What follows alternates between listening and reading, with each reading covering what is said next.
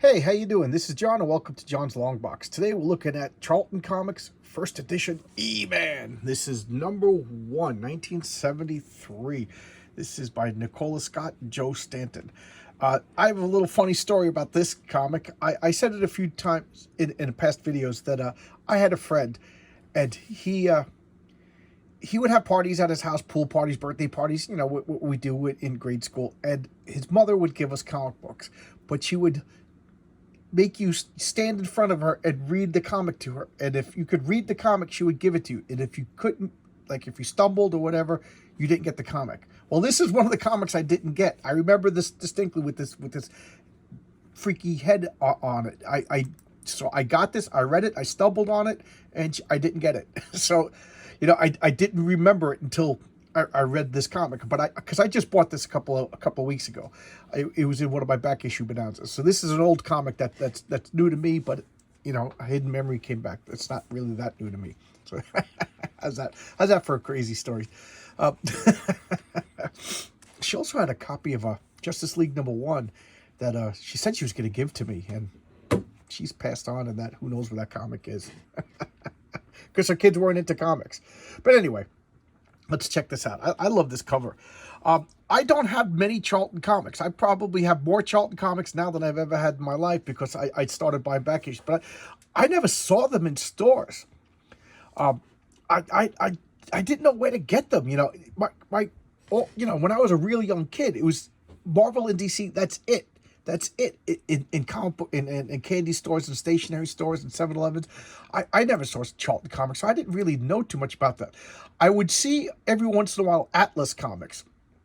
And keep in mind that Marvel Comics used to be called Atlas Comics, but there was another company that called itself Atlas Comics. And I don't know if there was a connection to Marvel at all, or how they got the name or whatever. But I know that they used the name to capitalize on nostalgia for, there would have been like 40-year-olds that probably collected Atlas comics in their youth or whatever back in the 70s. But anyway, I digress. So let's take a look at E-Man. I like this cover a lot, actually. All right, I just read this yesterday. Okay, here's the thing about I talked about Charlton. I talked about Charlton Comics as a company. And while I cannot remember the guys' names, but the owner of Charlton, he went to jail for like embezzlement or fraud or something like that. And it wasn't, they had some legal problems, okay? And let's look at that. Let's go back to the cover while I tell this story. And I forget exactly what he did, but what it was like a newspaper and press and a magazine press. And that at night, the presses were idle. So they got the idea of printing comics. And I think they just started taking comics without permission or the rights and just printing them. And I think that's why the guy went to jail. And after that, they started hiring people to do the comics, notably Steve Ditko. And I think that they had a notoriously easy editorial, like as long as the comic was making money, they didn't care what you were doing. Keep the censors off their back and make money, and you could do whatever you want. And I think that's like the kind of place where Steve Ditko just thrived. He worked best under those circumstances. So there you go. There's a little bit of history. They were from Connecticut, and they did everything in-house. They had their own artists, they had their own writers, they had their own editors, and they had their own printers, one up on Marvel. And I just want to point out that something about this. Note down here, look at the paper. I didn't do anything. That's the way it comes, because it was newspapers, printers. And then they just refocused it. And look, you see these stamps. So the comics are just imperfect. There's nothing you can do about it. That's just the way they come. So here we have E-Man, the beginning. All right, let's look at the indicia. E-Man, Volume 1, #1, October 1970. They get right to the point here at Charlton Comics. You don't have to dig through. So the editor, George Wildman. The script, Nicola Cutie. I don't know how to pronounce it. And art, Joe Stanton. Joe Stanton I like a lot, actually. Very solid, very, very, just a good comic book. Just very good superhero. Nicola Cutie. I don't know anything about Nicola Cutie, but I do recall reading a few of her stories in I forget if it was eerie or creepy or epic illustrated, but one of those adult anthology magazines, I forget. But anyway, here we have a supernova, and this energy is drifted about. There we go. The energy is drifted around for untold millennia until it finally comes to with intelligent life. It made a point of saying that it encountered like animal life. So it's lonely and it wants conversation, because it's intelligent. And I think, like most intelligent people, you seek out, you want to be around other intelligent beings.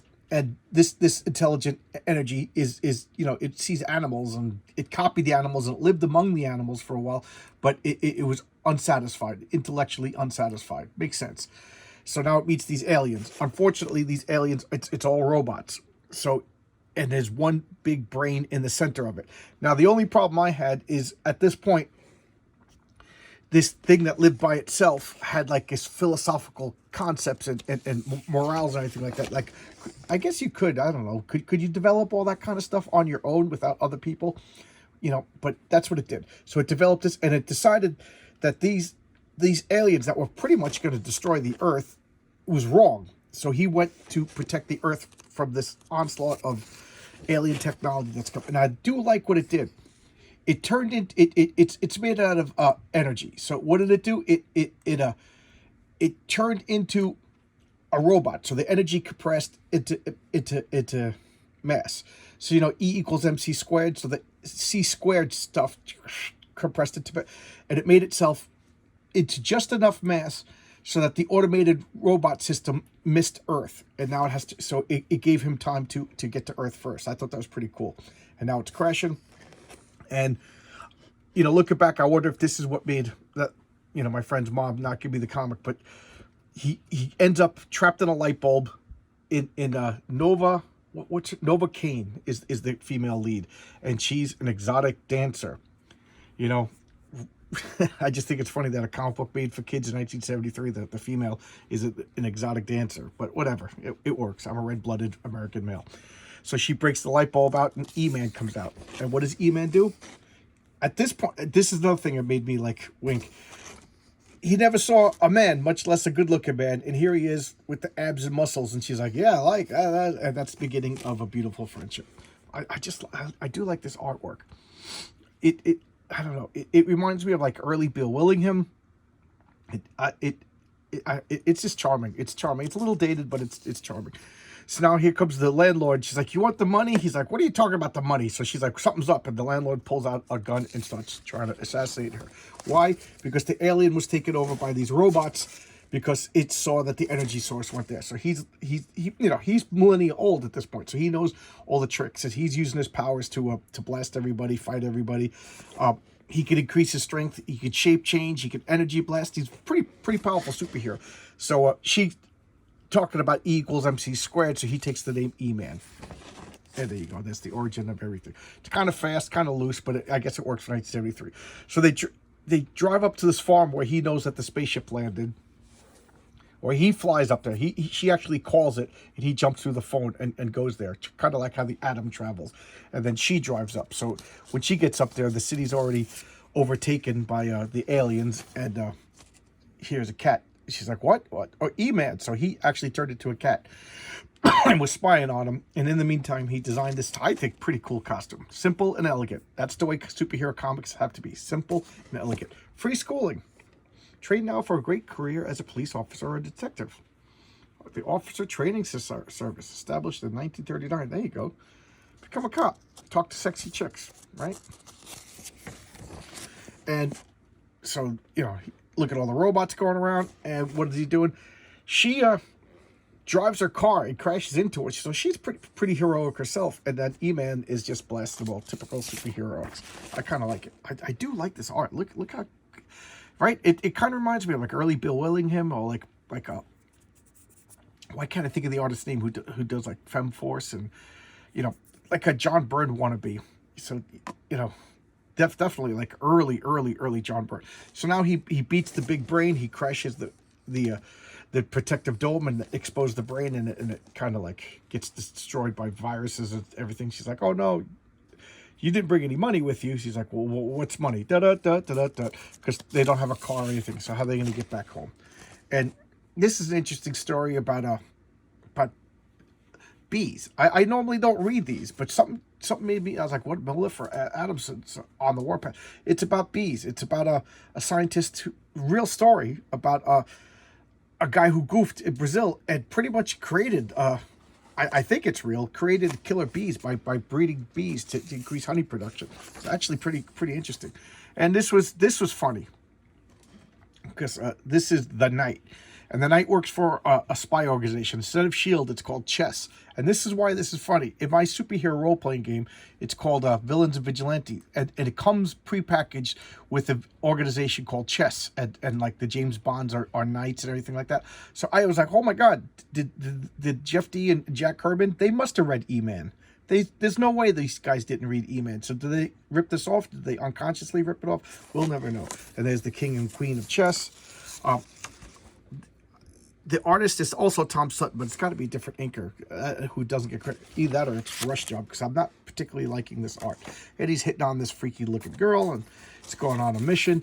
He's going to do industrial espionage in this town. Unfortunately, everybody in this town is a spy, so it's like a town full of spies. Pretty lame premise.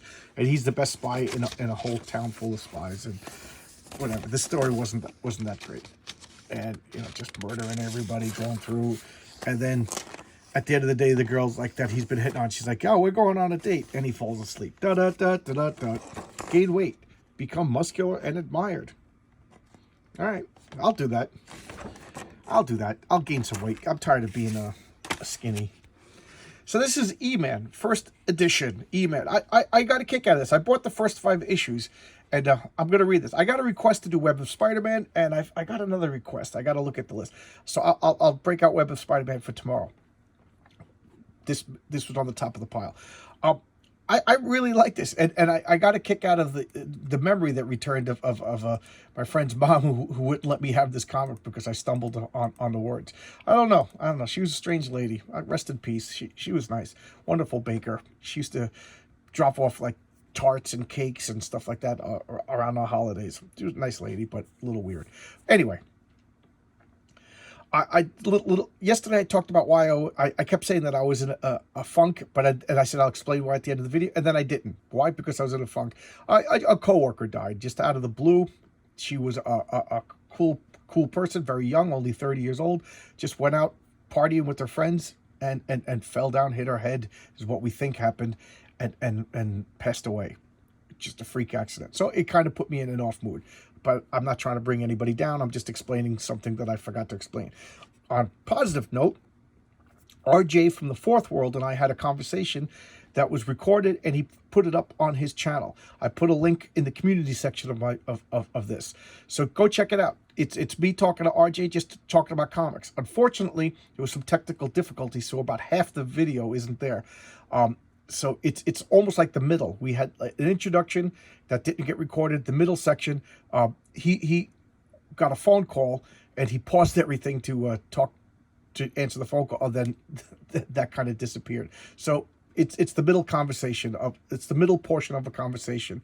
We reference things that in the video that we talked about earlier. So if anybody is confused, just make a comment and I'll explain. But it was a lot of fun. I was so nervous. I let me know if you watch that video. Can you tell that I was so nervous? I mean, I know I ramble a lot anyway, but oh my God, was I nervous? I was a nervous wreck because I'm kind of intimidated by how intelligent RJ is, and I'm just a comic book reading fool. But anyway, check that out. RJ from the Fourth World. The link is in the community posts. All right.